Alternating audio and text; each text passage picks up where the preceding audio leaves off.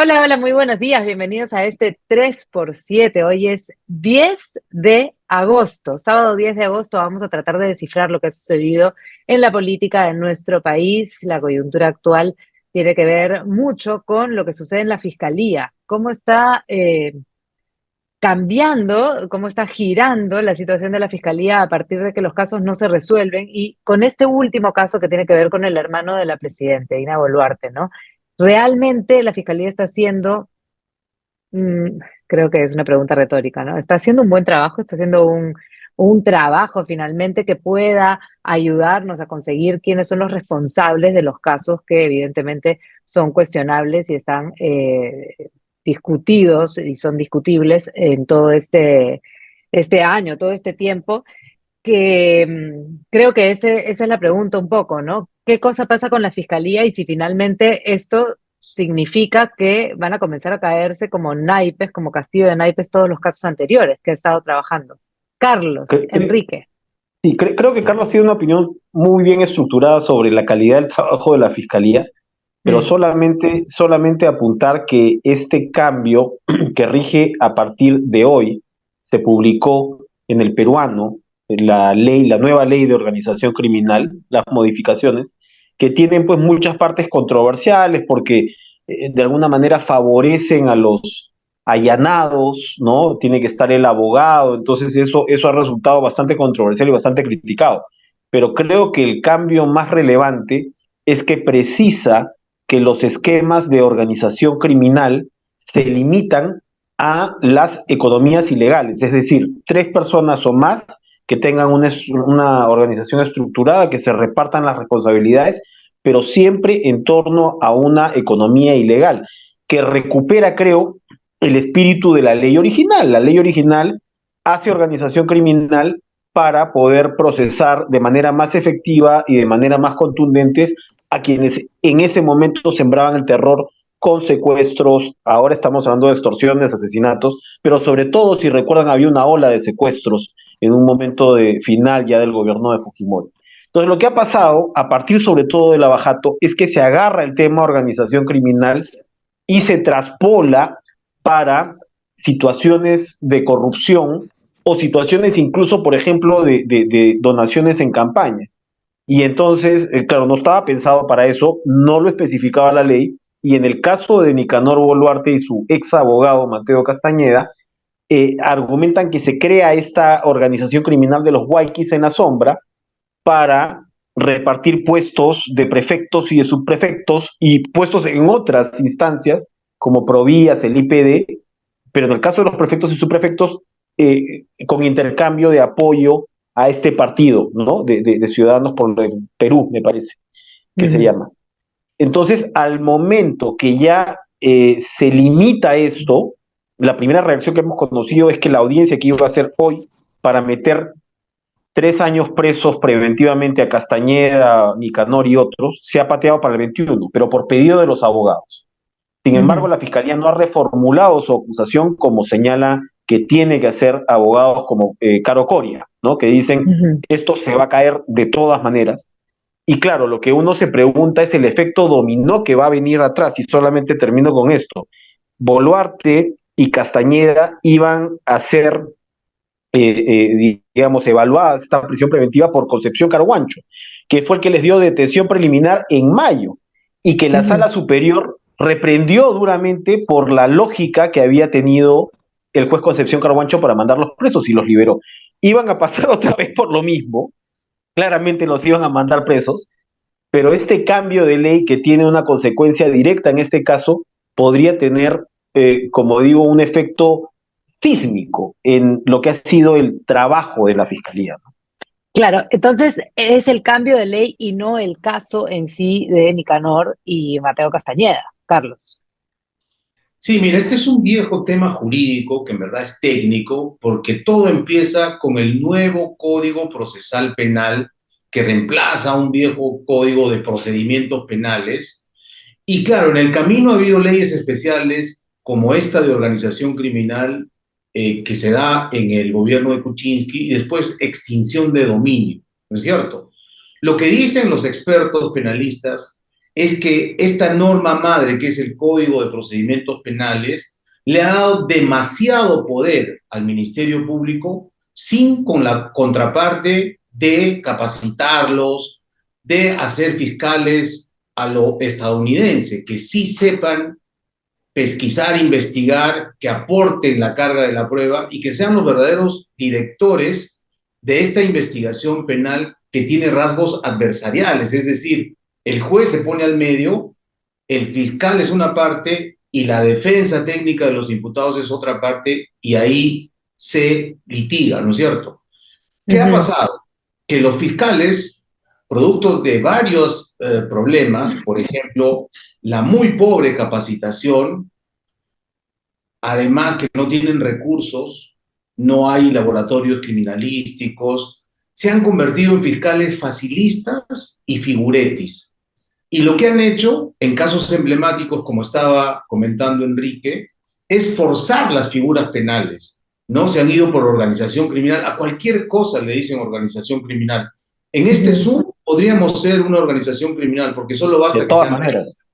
a Kuczynski le dijeron Es que segunda vez que formaba das la una idea. organización criminal porque su secretaria y su chofer habían concertado para lavar activos, que es otra imputación que se ha hecho facilistamente, y el subsistema de lavado de activos, que también lo coordina el fiscal, el superfiscalazo Vela Barba, también se ha convertido no solamente en un centro de abusos, sino yo diría de prácticas extorsivas. Yo tengo casos de empresarios que obviamente no quieren dar la cara, que han sido víctimas de extorsiones, pero al más vil estilo de los años de entonces Policía de Investigaciones del Perú, si recuerdan los que tenemos más de 50 años, ¿no?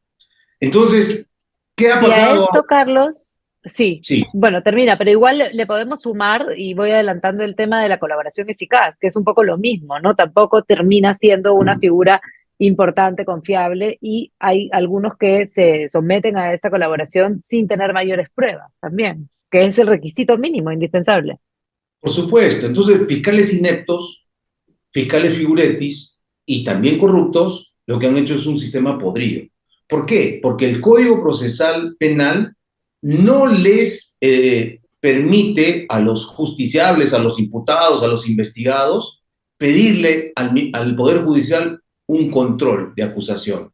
Porque de acuerdo a este nuevo sistema hay tres estamentos, tres estadios claros, ¿no? La investigación preliminar, la intermedia y la parte estelar que se supone es el juicio oral.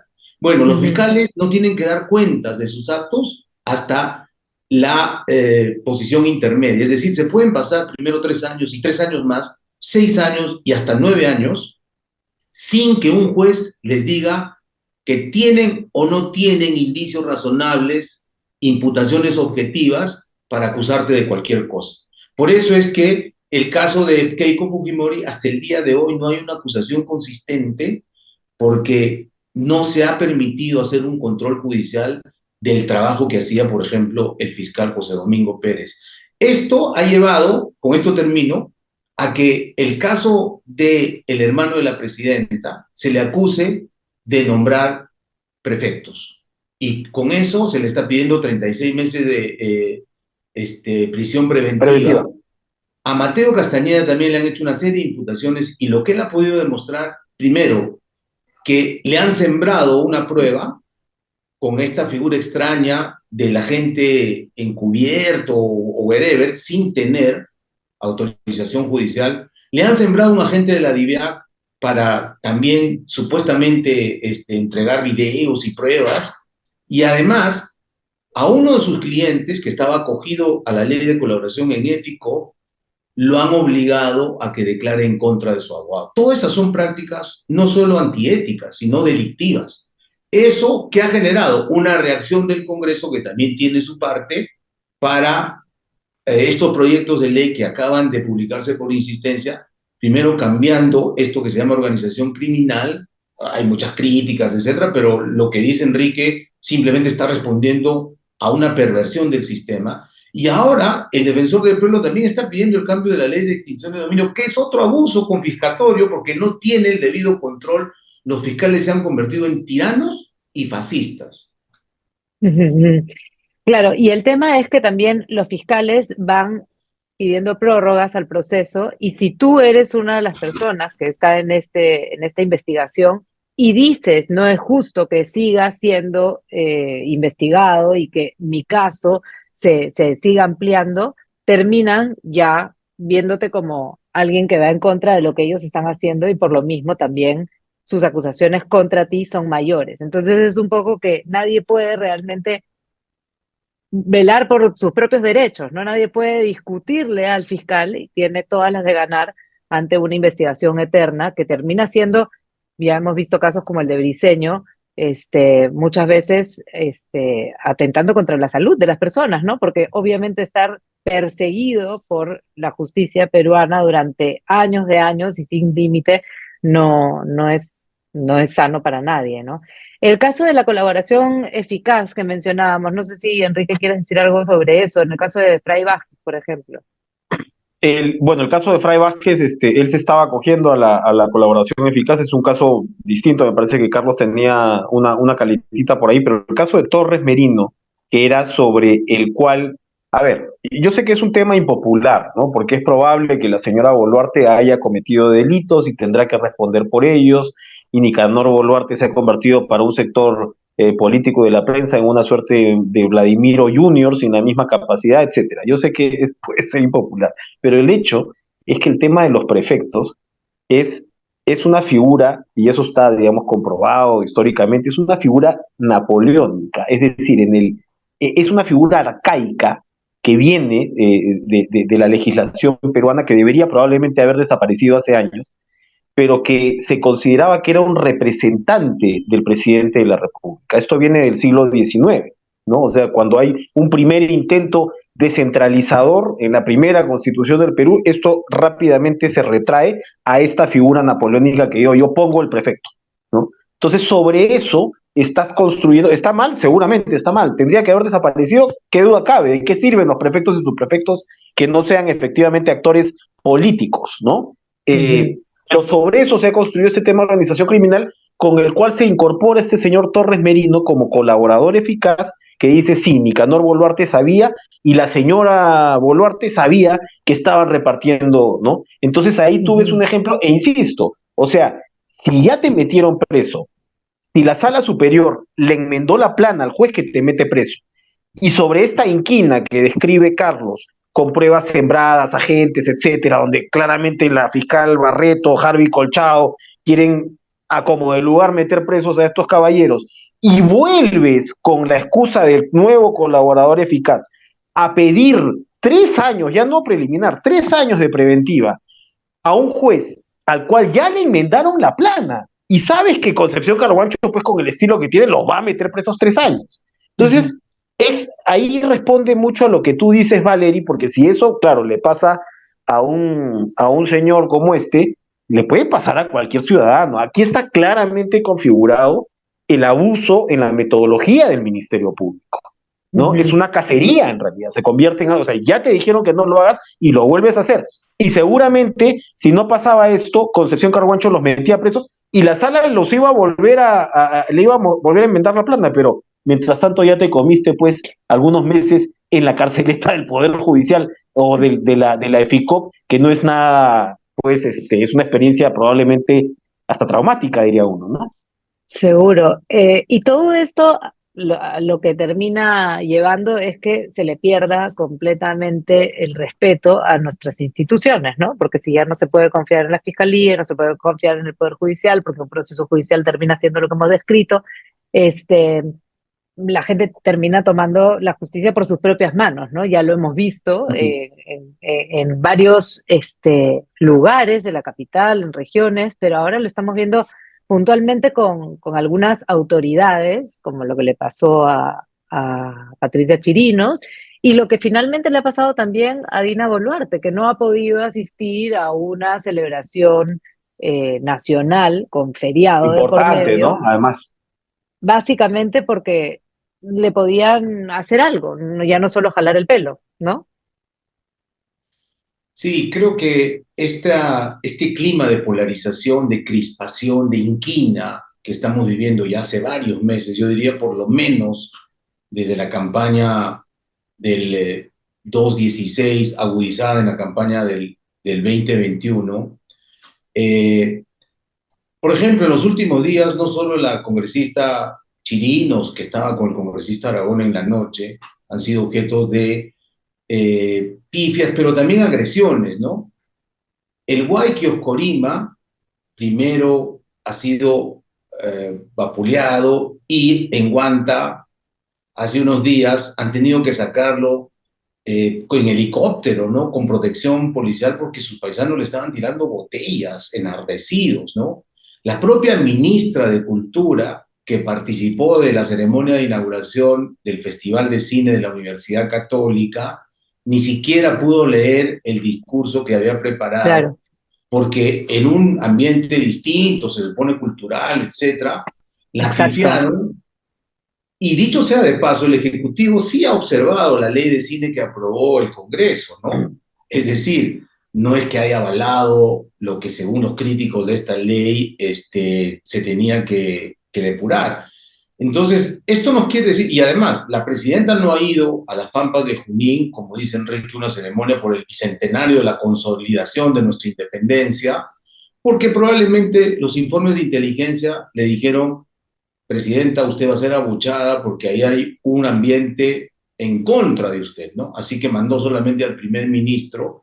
Y eso nos hace pensar que se están dando lamentablemente las condiciones, diría yo, para que la próxima elección salga pues algún radical de estos inefables, tanto de derecha o de izquierda, Pero sin porque nadie irnos, cree en nadie. pero sin irnos hasta la próxima elección, podríamos discutir también cuál es la forma de estar en contra de las autoridades, ¿no? La situación en el país es efervescente, pero no hay ni una sola protesta. Y sin embargo, si te cruzas a uno, ¿no? Al frente de tu casa, bueno, entonces agarras una botella y se la tiras.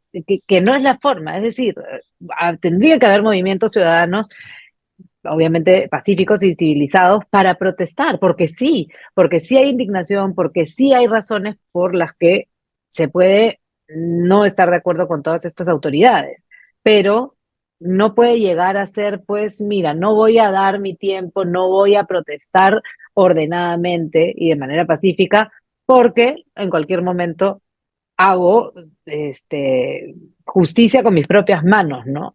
A eso se está llegando, pero claro, ¿qué es primero, el huevo y la gallina, ¿no? El huevo o la gallina.